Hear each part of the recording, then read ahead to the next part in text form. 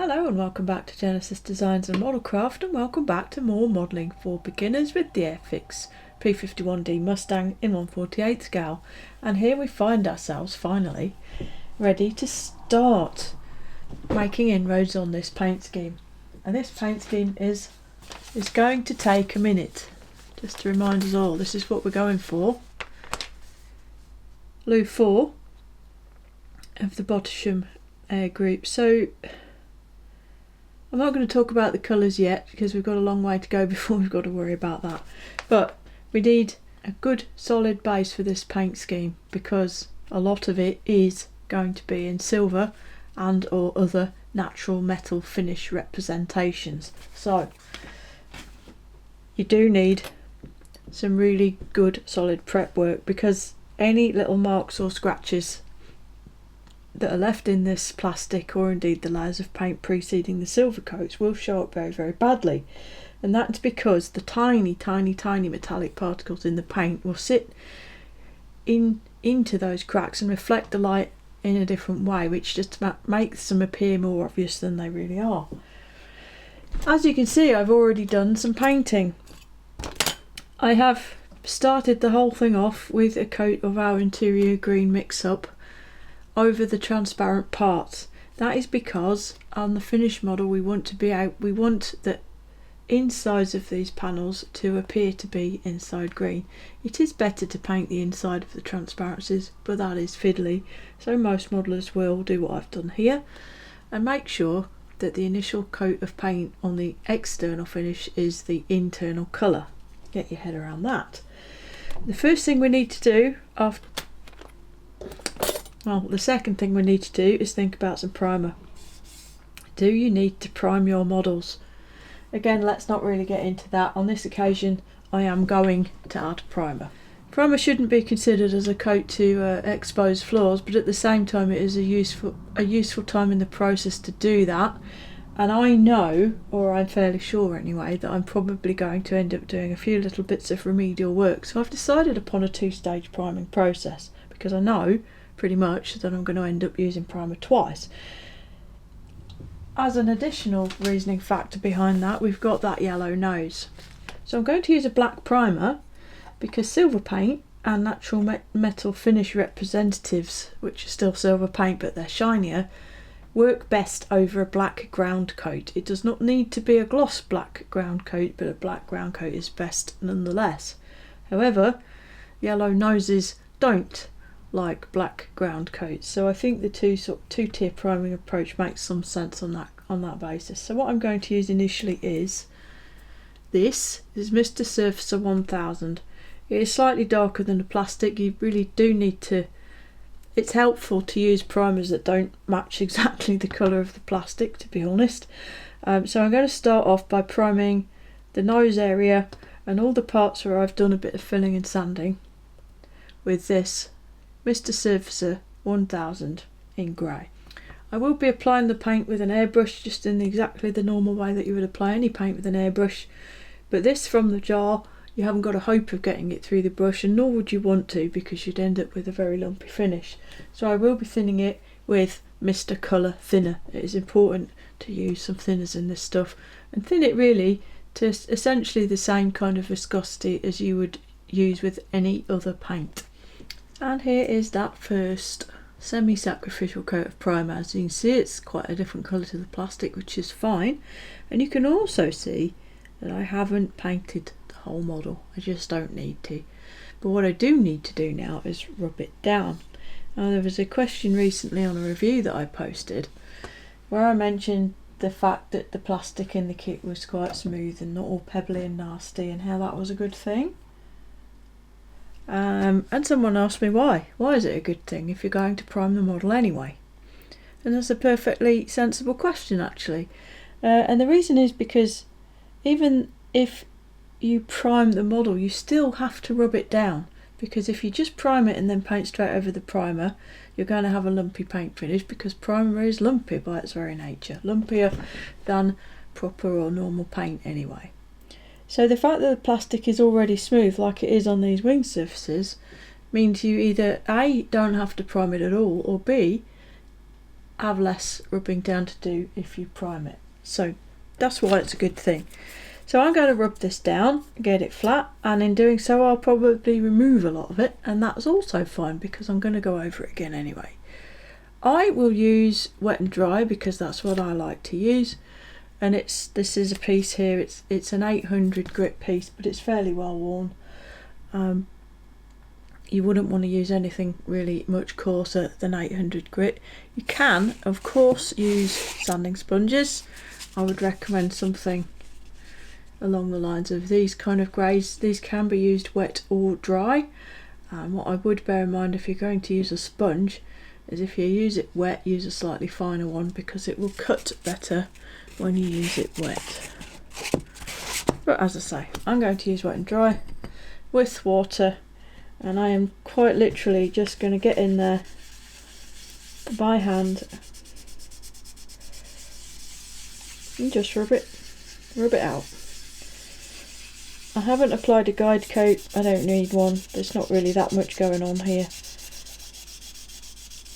All I'm wanting to do is make sure through this priming and flatting process that any and all of the small scratches left over from the sanding work that I've done previously are removed or covered over, however you want to look at it.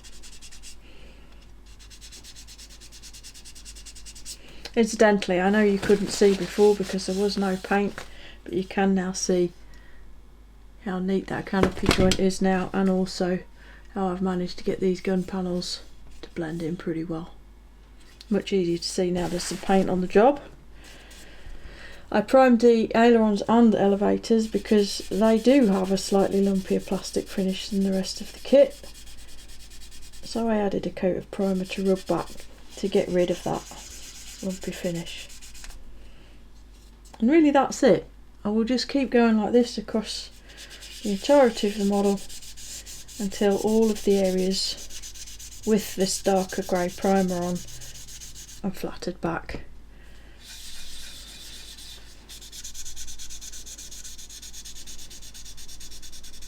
And in doing that, as I say, the sanding marks and what have you will be gotten rid of as well. Here we are, all rubbed down, and doesn't it look like a bit of a dog's dinner? I know. It's fine, this is deliberate. So as I mentioned in passing, in fairness, this was essentially a sacrificial coat of primer. I wanted it to be a different enough colour to the plastic to be able to see what was going on, and also a different colour than the black which is going to go on next. And you can see how that has highlighted literally all the low spots and high spots. So all the high spots are where you can see the kit plastic, and the lower spots are where the primer still sits. And bear in mind that's relative, you're talking about the thickness of one coat of primer paint film layer, it's not a lot. Now the next thing that needs to happen is I need to repaint this canopy area with green, because in a few places where I've just nipped through, you can see the very dark areas. That's gone through all of the paint and it's now back to being a transparency. So if I don't recoat that with green now, when I put the black on, those areas will be visible as black areas, and they will be quite visible actually. So next I'm going to put the green on. Here's the underside. Repaint the canopy frames in green, and then I'm going to prime the whole model. I'm not going to show spraying it because spraying is spraying. I'm going to re-prime the whole model in this stuff. Mr. Finishing Surfacer 1500 Black. What they mean by that is Mr. Surfacer comes in multiple grades. Let me just consult my drawer. You have 500, which is the coarsest or the thickest grade. You have 1000,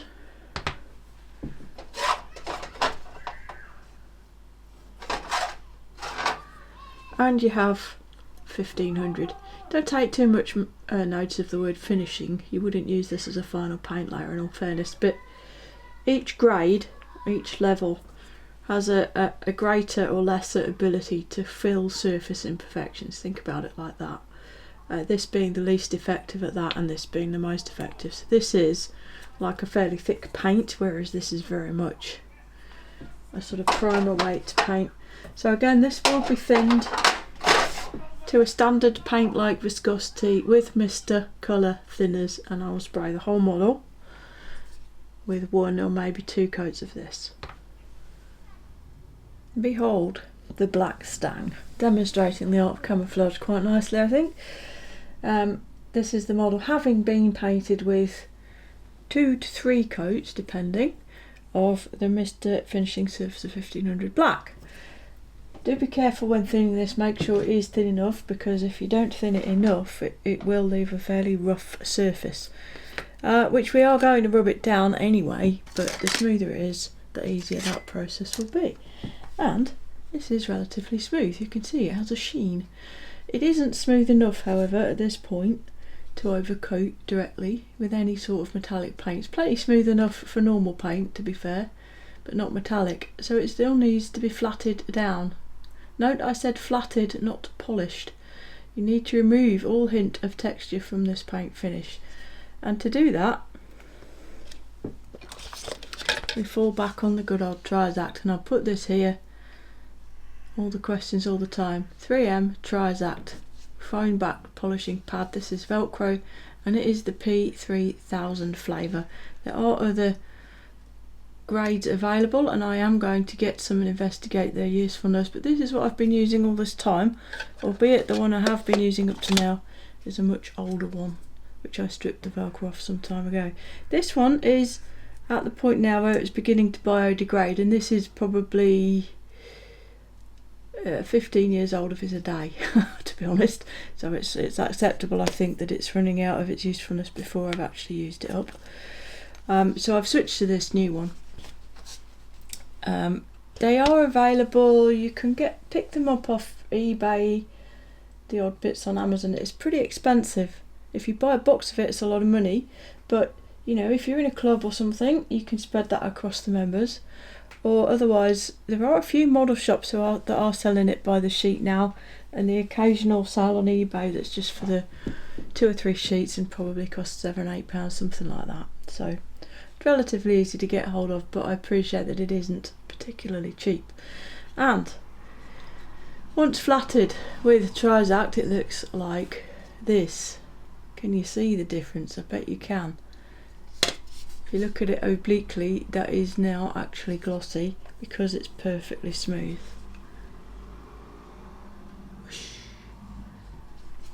And that is achieved very simply. I mean, everyone knows how to do sanding, right? Get some water. I'm going to get a clean piece of... Please do use clean tissue to dry off after yourself with this, because if you use dirty tissue you might inadvertently contaminate your paint finish, or worse, depending what might be on the tissue. I clean my paintbrushes on it, for instance, so there's big patches of thinners and what have you. Anyway, rub it down, simple as this. I'm not using any form of guide coat here. I think that would be counterproductive because we want this smooth black surface to paint onto. But you can kind of tell by the sound, and also by the way the water sort of sticks to the surface of the model, if that makes any sense, when you've got that smooth surface.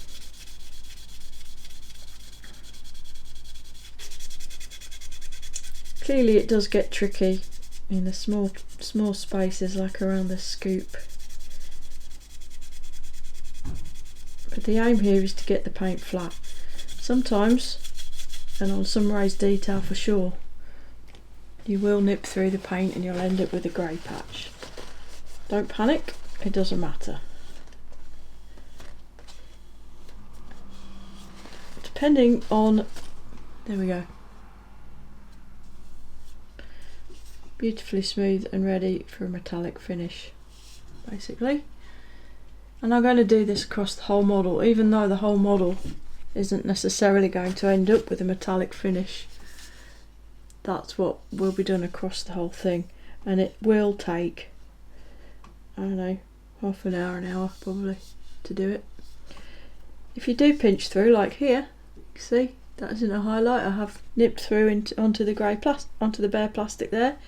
An area that size, and this is particularly with it being on the edge like that, isn't particularly a big deal, and I'm not going to recoat it in black. If you get a big area, if you end up with there's another little bit here. If you end up finding some damage and having to make a repair or sanding through to get rid of some scratch marks or something like that, just recoat the area with the primer again and then blend it back in with sanding. And be prepared at this stage to keep doing that until you get to a place where this finish is as perfect as you can get it. Preparation is absolutely everything with a silver or any metallic finish. Particularly if you want a high shine finish for a sort of like a chrome or a polished effect, it's absolutely critical that this surface is as smooth as it possibly can be. And with a high shine metallic, you will use a gloss ground coat, but I'm not wanting a polished high shine finish, so that's why I've not used a gloss. But even if you use a gloss, you've still got to do this. As tedious as that may seem.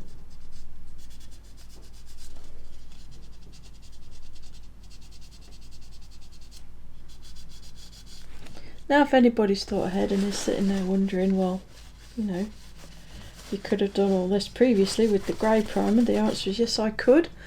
I chose to combine the priming and the ground coating process by using the black primer. You do not have to do that. You can prime and prep the plastic surface using any colour you like, and then you can use a basic black colour, a spray, you know, XF1 or LP4 or something, LP5 sorry, or something like that for your black. It does not have to be primer. So ultimately every modeller will make their own choice on that. If you would prefer to do this prep with a grey primer and then just overcoat the model with a black paint, then by all means do that, but please be aware that that black paint still needs to be smooth, so you may well end up doing some rubbing down anyway.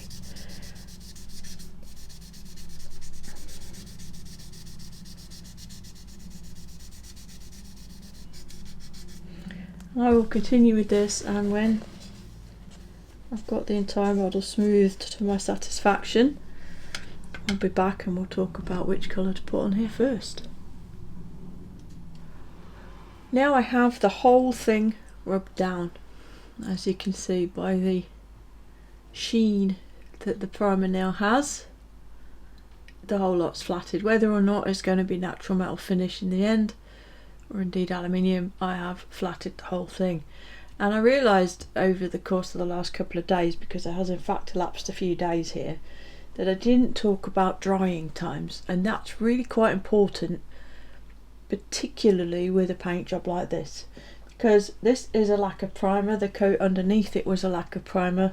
I'm about to use a lacquer based silver paint on it, and I'm going to have to use clear coats and various other layers. So there are a lot of layers of paint, and we're building up a bit of film thickness. Now this is nothing, don't get me wrong, that we're not putting centimetres of paint on here, but in comparison to a sort of a standard model paint job, which might have 2 or 3 layers of colour and clear on it, this will have more.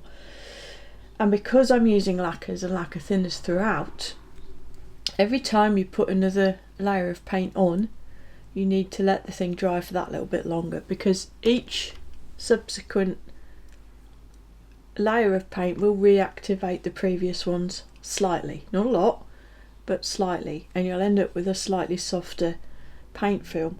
If you don't allow enough time for them to dry properly again before then adding to them, you will incur issues. You know, you all must have seen posts from people trying to do Alclads where the paint's crazing and it's splitting and it's doing all sorts of weird things. The vast majority of those issues are caused purely and simply by the underlying paint layers not being cured, not being dry enough to withstand what's going on top of them. You have to let them dry to the point even where it can be useful to leave the model for a day or so after you've flattered it, because you're still allowing that paint just to settle and just to completely cure all the way through. There isn't that much paint on this, and I'm happy that this is dry, but again, this is the point of in the process when you do have to start leaving things and giving the model a little bit of time in between operations. This is the best time, in fact, to start another model if you're that way inclined, because you can be building and sanding and rubbing and doing all that while you're waiting for your various paint layers to get dried through. But I do realise that a lot of modelers like to see one project through at a time, and that's fine. Just give it enough time. Alright, so first thing we're going to do then is we're going to look at where we need to put the paint. I need the natural metal style paint to go down first, because its sort of finish or its appearance will be compromised if you put it over anything other than this nicely flatted black. So it goes on first. So where we're talking, basically the entire fuselage and fin need to be done in the natural metal, including the radiator housing and scoop, the undersides of the tail planes, this central area of the wing here that's sort of with the bolts or whatever, that bit is allegedly left in natural metal, and then the control surfaces. So those are the parts I'm going to paint first, and I'm going to use Alclad.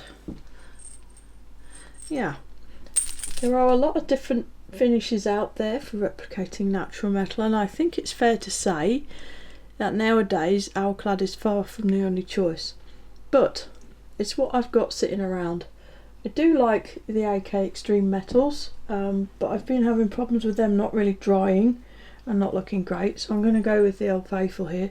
And this isn't polished aluminium, I know that's what it says on the jar, but you also know by now that I'm a bit of a fiend for mixing paint. So this was a little bit of polished aluminium, to which has been added a bit of white aluminium and I think there's a bit of chrome in there as well. So I have a random mixture of Alclad silvers in here, essentially about 50-50 high shine and normal, and it looks like that. So I'm going to put that on, and there's really not a great deal of secrets about how to do this. I am going to show some of the painting process, but there will be a lot of sort of background sounds in effect, because obviously there's the compressor, the airbrush, and I'm going to have to put the extractor on because of what this paint is. So I'll apologise for that in advance, but I figure there could be some value in showing this paint going down. There's really no mystery to the way to do it, but let's get on with it. Get my airbrush. This is just my standard everyday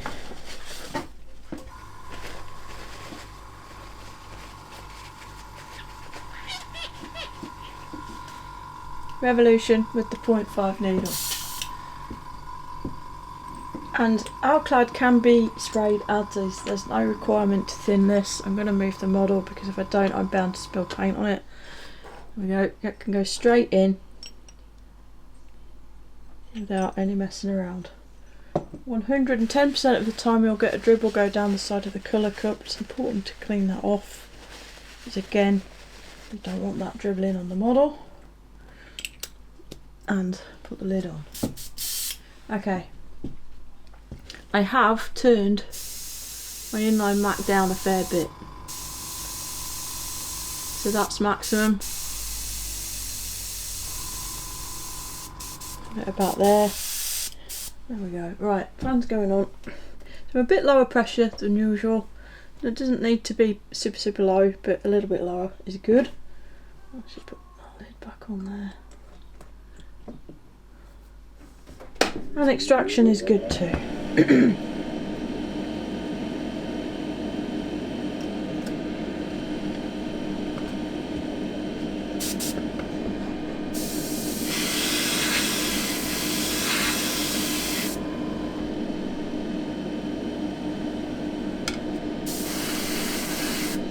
First coat and then a little blow.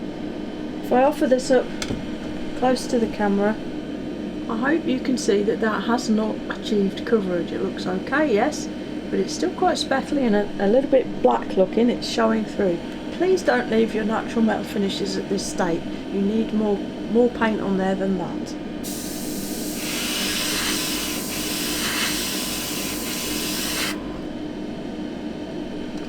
as so. It's a very unfortunate truth that the more layers you put on, the less brilliant it looks, but it is what it is.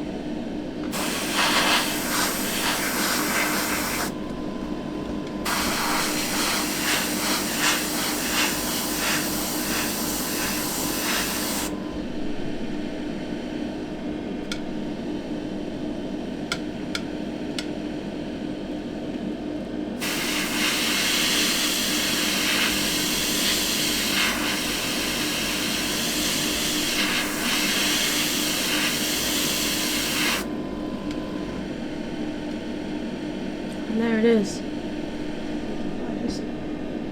It really is that simple to apply. Please don't dust it on too lightly. It needs to be going on wet enough for the solvent to bite. If you try to put it on too dry, you'll end up with the particles sitting on top of the film, and it's just not very good. So please try not to do that.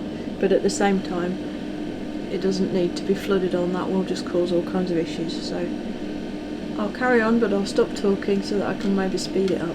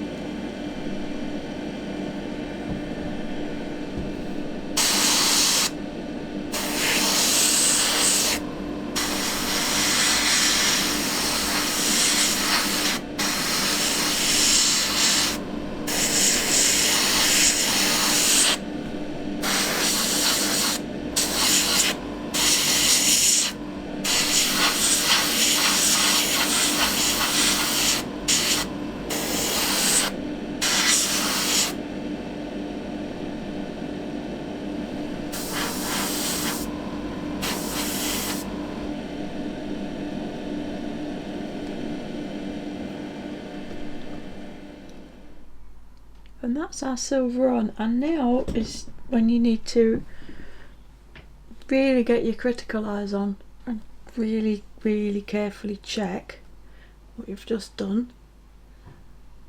Make sure you're happy with the finish. If any flaws have been revealed, if there's anything in any of the seams, you know, that's showing up, I'm pleased to say there isn't really. Any areas that didn't get sanded properly, you know, anything like that, have a really good look, because now is when you're going to fix them if there are. If you don't fix it now, the fact is you probably won't be able to later at all. So I can see two areas I want to look at. The first one is just here. You see that area that looks a little dull? That's just caused by some slight, it's either dust or muck or whatever, just in that, under that scoop there. The second is just behind this outlet here. I'm unsure if it will be visible on camera. There's a couple of small lumps. How to deal with it? The Trizact that we've already been using.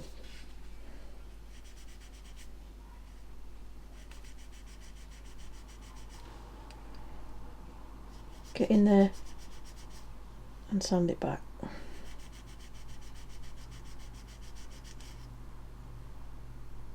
Not sure what's going on there. I think it's a bit of muck. Sand it out. To be gentle, the paint is dry, but if you hold it for too long you'll start to leave marks. As I said, it needs time to cure properly. But it is essentially dry.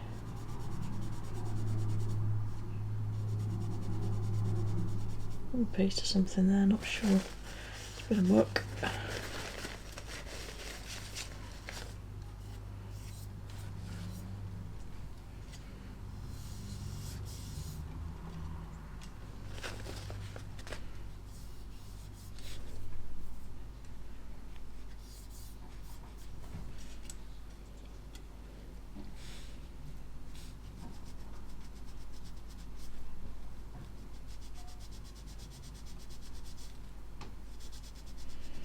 And this is where I either haven't sanded the excuse my voice is going for some reason. I've either not flatted the primer sufficiently well, or I didn't clean it sufficiently well afterwards. One of the two, or maybe both. So I've sanded that, smoothed it back out again.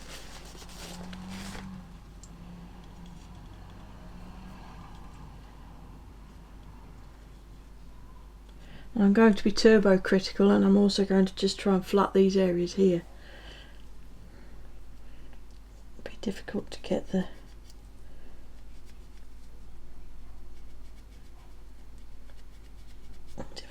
the sponge in there very well.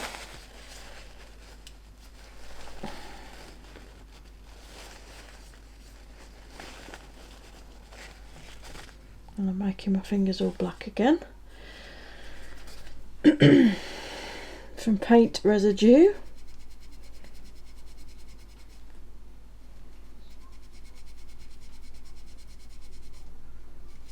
There we go. Just do it like that. Oh, it's obvious, wasn't it? Okay.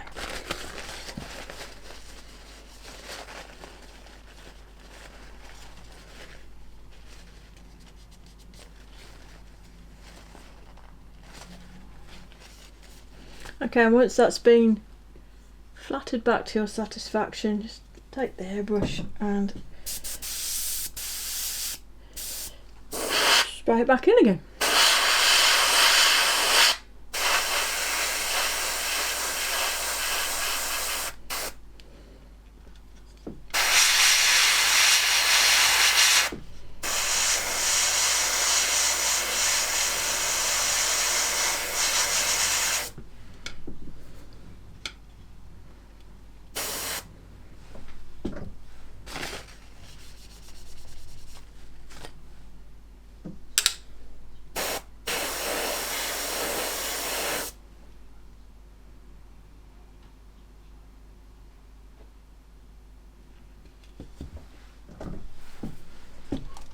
And there we are, that's the natural metal finish areas sorted.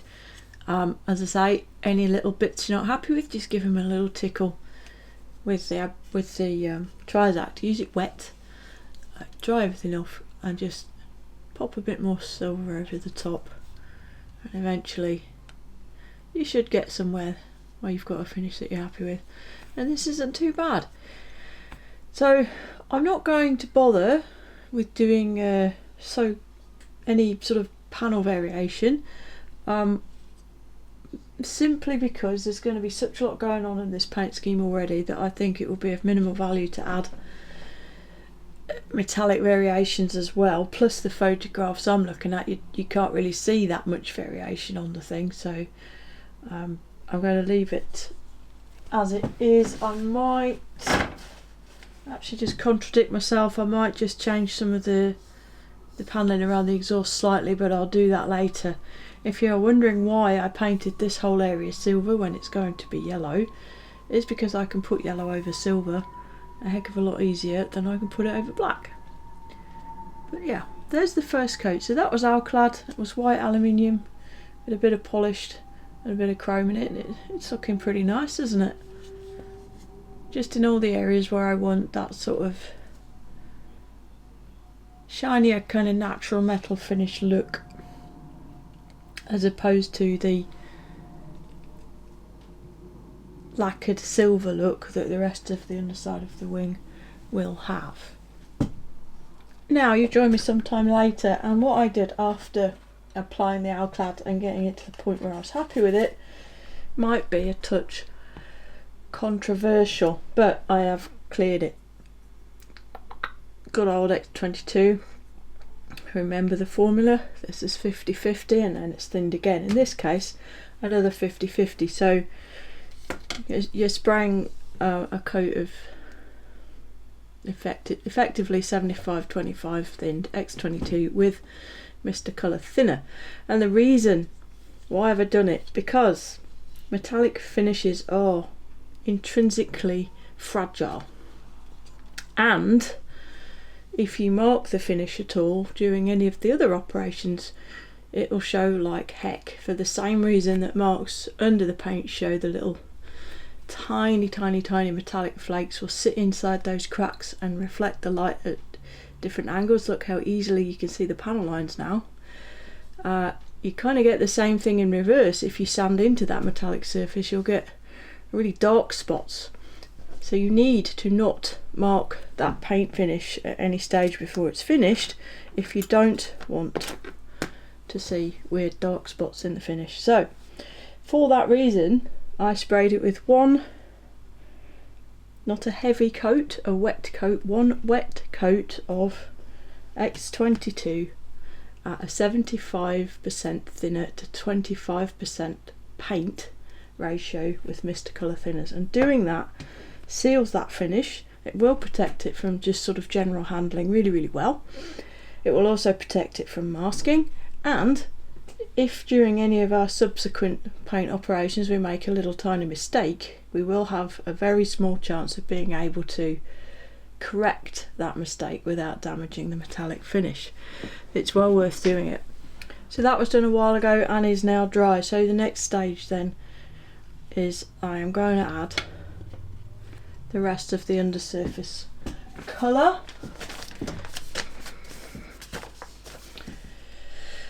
Here we go with our paint diagram again, noted as 56 aluminium as opposed to 11 silver, so it's a duller colour. And the reason it's noted as being a more dull colour is because the P-51 was designed from the outset, and was, I think, one of the very first aircraft to be designed from the outset to properly make use of a so-called laminar flow wing. That's the reason there's no cannon bumps or anything like that on the wing surfaces. It's probably the main reason that the radiator is back here instead of being on the wings. And with a true laminar flow wing, which this almost is, any imperfection in the surface, and we're talking even down to having dead bugs on the leading edges, will disturb the airflow. So because of that, The manufacturers would putty, prime and sand these wing surfaces. So all of these panel lines, panel gaps and whatnot would be smoothed out, and then it would be sprayed back into silver. So they were not natural metal, they were sprayed silver. So there is a difference in appearance, and that's why the painting instructions note it as being gunmetal, or sorry, aluminium rather than silver. So first we have to mask it, obviously. So I need to mask off cowling area, the undercarriage bay, and this plate here, and of course the ailerons. And then we can set to with an aluminium colour, or a slightly less vivid finish than this Alclad gives us. And I'm using my arm to detack the paint some, the tape, sorry.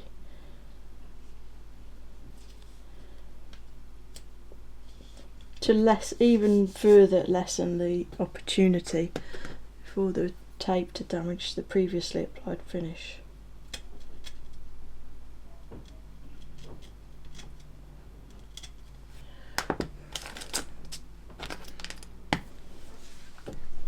Don't worry, it hasn't melted.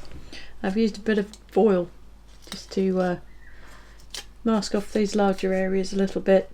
It's quicker and easier, and frankly cheaper than using tape. The beautiful green stuff you can see there is this therapy putty. This one is the medium, and I got it off Amazon. It's basically exactly the same stuff that you get when you buy a Panzer putty. Exactly the same stuff, a smaller amount and a smaller price. I'll try and remember to link this below the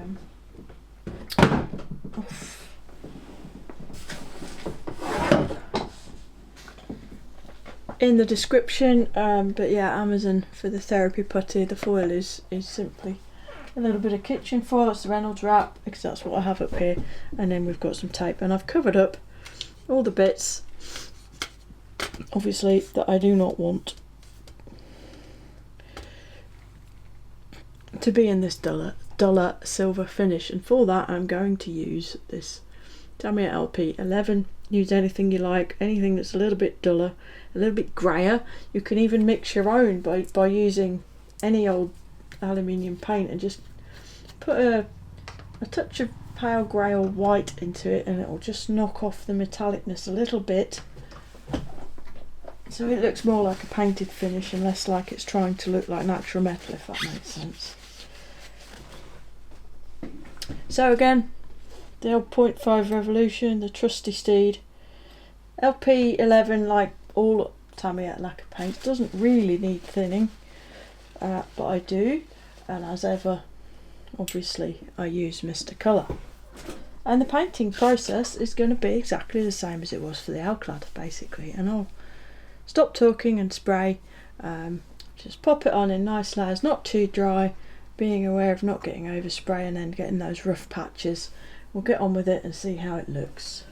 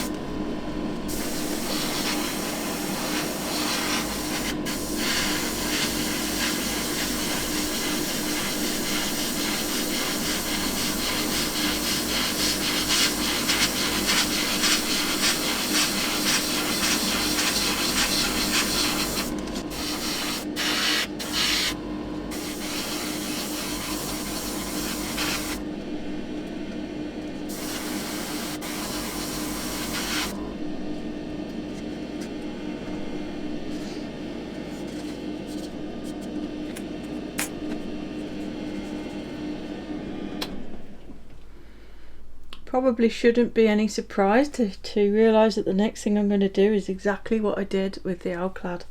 I'm going to check the finish, see what I think, make sure I'm happy. There are a couple of bits, and in all honesty I tend to do this with metallics even if they look okay. I've got a piece of Trizac again, I've got plenty of water, and I'm just ever so gently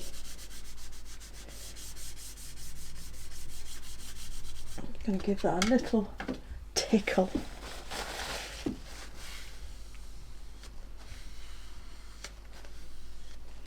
Now this finish is far less intolerant of sanding than Alclad. It's a much heavier bodied paint. It's not as obvious that this has been sanded as it is with the Alclad.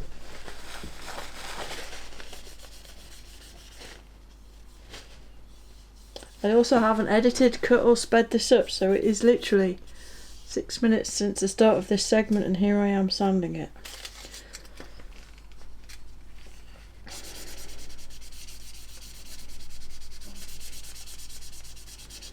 And all this is doing is picking up any of those little errant particles that sit there and look weird, any of the little fibres that always seem to get into everything.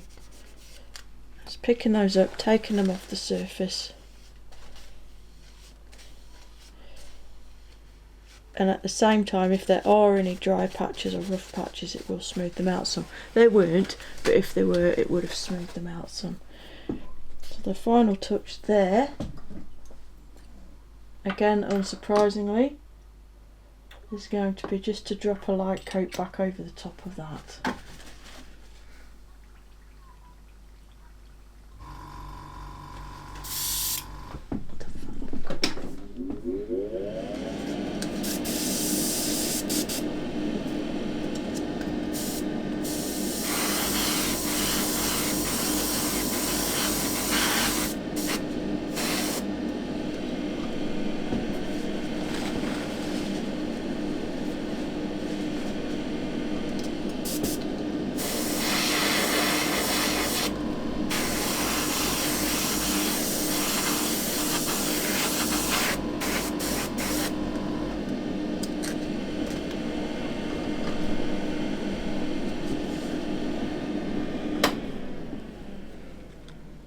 And that is that looking quite splendid. And still looks very silver, but let's take some of this masking off for the full effect to be revealed.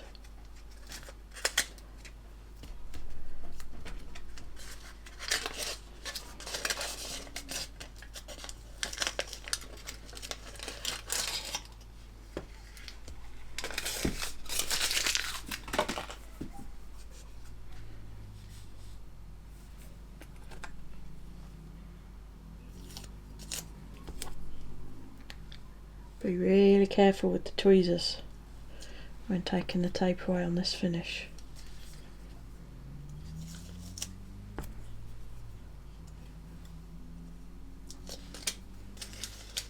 It will really test your anger management skills if you manage to scratch the silver finish whilst trying to remove a little piece of tape, trust me.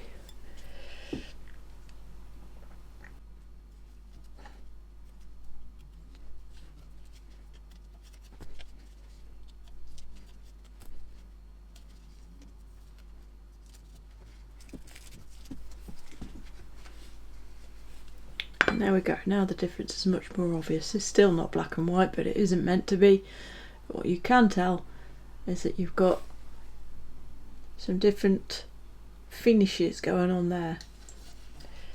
It's nice and smooth. This finish is much more robust than the Alclad finishes, so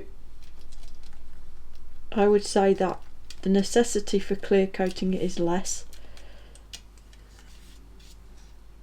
for the next stage, but really base that on your own confidence level. If you're not confident with masking and what have you for the next steps, then by all means lay another coat of clear out this point over this silver area.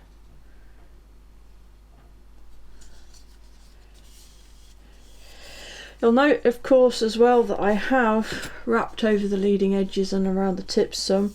The camouflage paint does actually come further down and almost overlaps onto the bottom of the wing a little bit, but I just wanted to make sure, absolutely sure, that I had enough silver on there. And again, as much as that is very much dry to the touch, as I've shown you multiple times, keep touching it, it's not really fully handleable, so this now does need to be set aside again, preferably for a little while, a few hours or overnight, even better, just to really set up properly, so that when you're handling it properly and masking over it and what have you, it's going to be able to take it. Starting to look a bit more pony-like, isn't it? Now don't get angry with me, I know I said I wasn't going to do it, but I've done a bit of panelling there, bit of panel work with the metal shades. So the exhaust area, this sort of panelling here, oops, does tend to get a little darker than the surrounding area because of the heat. So I've used a touch of a slightly darker aluminium colour along there, and this panel here I've used a lighter shade. You can see that there quite well. Because of my photos, on this side at least, there's a quite clear difference in the appearance of this panel as opposed to that one. So I did do that. I'm sorry, I know I said I wouldn't. And what I'm going to do now is mask up for the yellow nose. Again, no real mystery with this. I've cut a strip, this is what, mil and a half, so that I can run around the nose in one go. And I'm using that angled panel line as my demarc lower and just letting that carry on up the cowl. And I cut the narrow piece to enable, I'm sorry I know you can't really see, the tape to follow this curve. And the way you do that, you need to apply a little bit of pressure, i.e. stretch, pull the tape basically, and at the same time sort of finagle it into position. Not too much stretch because you'll just snap it, and or it won't hold its position. But basically that's how we get the tape to go around a corner.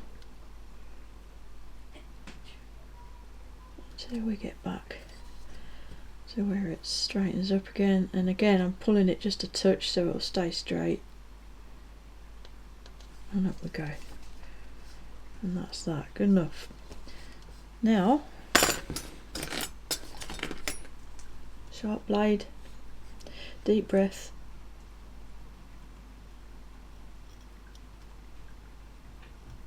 cut through that, boom. It's the beginning of a bank holiday weekend here in the UK as I film this, and consequently it's obviously hoofing it down with rain out there. I don't know if you can hear it or not.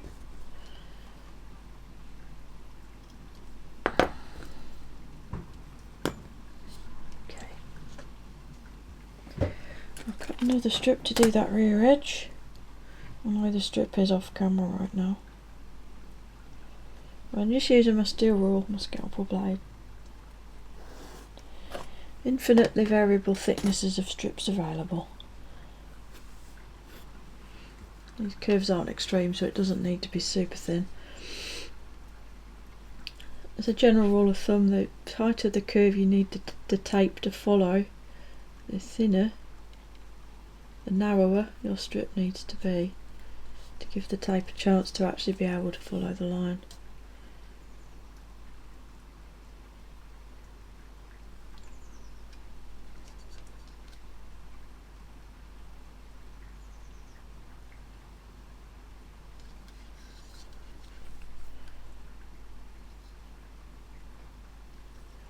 There we go, that's that one in.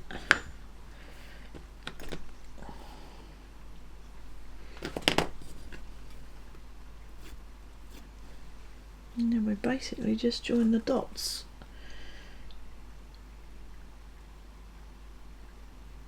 Oh, I've messed this up, haven't I? Let's get. I've cut the tape at the wrong panel line.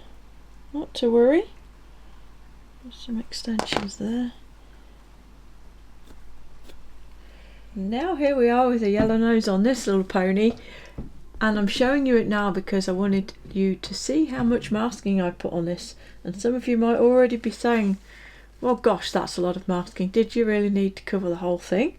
And look at that. I'm going to say yes. I have got fairly significant yellow overspray all the way out to here on both wings, and it goes all the way back about to here as well.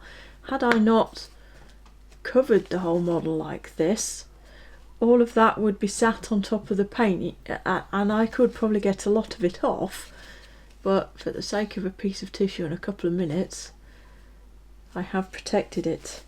Another interesting point, possibly, I have used the Mr. Paint yellow, as I said, MRP 122 marking yellow, World War II RAF, and it does appear quite glossy, doesn't it?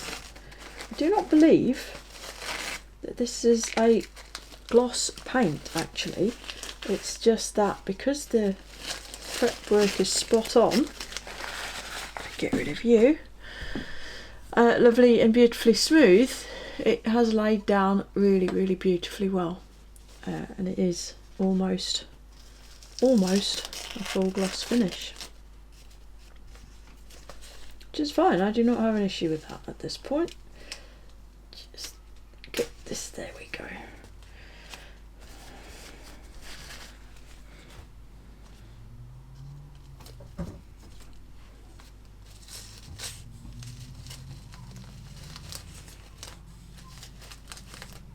Now, if any of you noticed me cocking up the masking not once but twice earlier, I did realise what I'd done and I did correct it.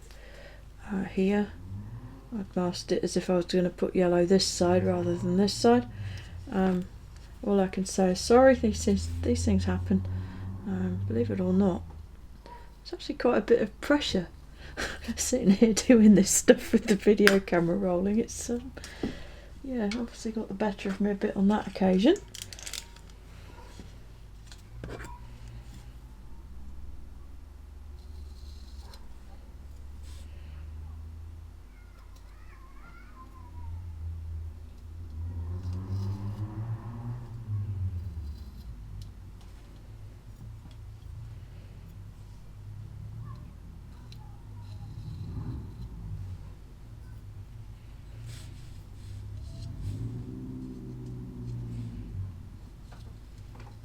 There.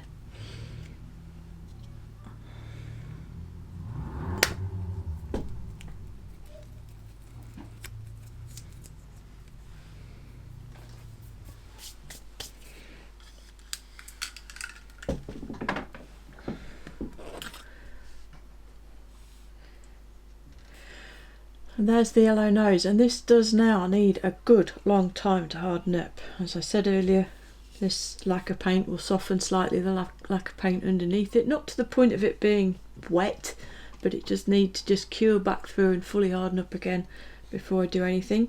I will just nib across the edge just to blend it in a touch before I put any more colours near it, but that is our yellow nose. And don't forget the spinner while you're at it. I am painting the other parts alongside, I'm just not showing it, so it doesn't really add anything to the narrative at this point. And yes, I am placing the model on a tissue all the time. That is because if I keep on putting the model down on the bench all the time on the belly, it will eventually just damage the finish on the bottom of that radiator scoop, and the tissue just helps mitigate that. Well, there we go. So we have metal finish on, we have aluminium paint finish on, and we've got our yellow nose. And that, happy modelling folk, is where we're going to leave it for this episode. And in the next episode we will get started on deciding just exactly what we're going to do with the colours on this model and where they're going to go. And just for a sneak preview, here is a photograph of the aircraft in question, and we'll be looking at that and talking about various options in the next episode. So thanks very much for watching, And as always, thank you very much for all of your support in all of the ways which you offer it. Please check the links in the description below for some of the products that are being used on this model, and links to places where you can purchase them should you choose to. And with all of that said, I think it only remains for me to say until next time, look after yourselves, look after each other, and Genesis out.